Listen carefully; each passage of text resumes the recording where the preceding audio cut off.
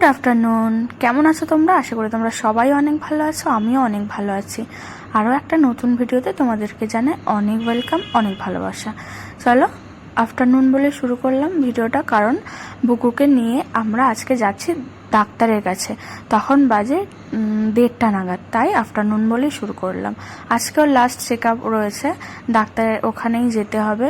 আর ওর check up রয়েছে কারণ 14 দিন পরে আমাদেরকে যেতে বলেছিল, তাই আমরা এখন ওকে নিয়ে ডাক্তারের কাছে যাচ্ছি। আমি রেডি হয়ে গেছি, তোমাদের দাদা একটু রেডি হতে বাকি ছিল, ও একটু চুলটা আঁচড়ে নিচ্ছিল। আর তারপরে আমরা বেরিয়ে গেছিলাম। ওকে নিয়ে আমরা গেছি ডাক্তারের ওখানে, যে আমতলায় চঞ্চল নার্সিং হোম রয়েছে, ওখানেই আমাদের যাওয়ার কথা। তো আমরা সেখানে পৌঁছে গেছি। দেখছো কীরকম ভদ্রভাবে দাঁড়িয়ে আছে চুপচাপ, মানে কি বলবো, এত ভদ্র। সবাইকে ওখানে ভেঙচাচ্ছে, এই করছে, মারছে, লাফালাফি করছে। দেন আমাদের ডাক্তার দেখানো হয়ে গেছে। ডাক্তার 6 মাসের ওষুধ দিয়েছে, 6 মাস ওষুধটা কন্টিনিউ করতে হবে। আর তারপরে আমরা চলে এসেছি বাড়ির উদ্দেশ্যে। ওখান থেকে ডাক্তার দেখিয়ে কিছুক্ষণের মধ্যেই চলে এসেছিলাম। আজকে অনেকটা তাড়াতাড়ি হয়ে গেছে ডাক্তার দেখানোটা।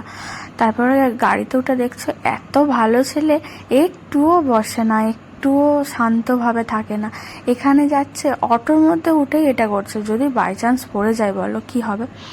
তো ওর বাবাকে এটা করছে, সেটা করছে। তারপরে আমি তোমাদেরকে দেখাবো, ওয়েদারটা দেখো কেমন হয়েছে, পুরো রেনি ডে। আজকে অনেক সারাক্ষণ বৃষ্টি হয়ে গেছে, প্রায় সকালবেলা দুপুরবেলা ছাঁকে ছাঁকে বৃষ্টি হয়েই যাচ্ছে। আর বাড়িতে ঢোকার পরই আমাদের বৃষ্টি আবার শুরু হয়ে গেছিলো।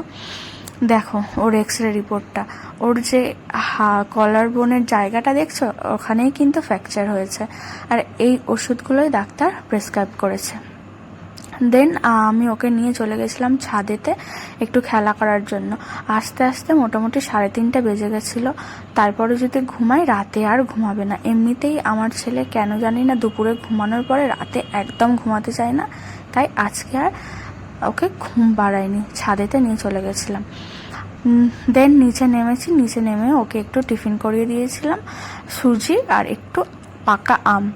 তার মধ্যেই বাবাকে দেখছি এত সবজি বাজার করে নিয়ে এসছে। যত বাজার থেকে যা সবজি বেড়েছে সব উঠিয়ে নিয়ে এসছে, ফুলকপি, বাঁধাকপি, সব কিছুই নিয়ে এসছে। এত সবজি, বর্ষার সবজি বেশিক্ষণ রেখে খাওয়া যায় না, ফ্রিজের মধ্যে থাকলেও পচে যায়। তো দেখো কত বাজার করে নিয়ে এসছে, ধনেপাতা, কাঁচা কলা, বাঁধাকপি, টমেটো, ফুলকপি, 2টো ফুলকপি নিয়ে এসছে। আজকে ফুলকপি রান্না হচ্ছে, যেহেতু নিরামিষ তাই ফুলকপি আলু কষা আর রুটি হবে। দেখো মূলো শাক এনেছে, পালং শাক নিয়ে এসছে, এদিকে কচুর মুখি নিয়ে এসছে, ওল নিয়ে এসছে, বেগুন নিয়ে এসছে, মানে যা যাবতীয় পেরেছে সব নিয়ে চলে এসছে।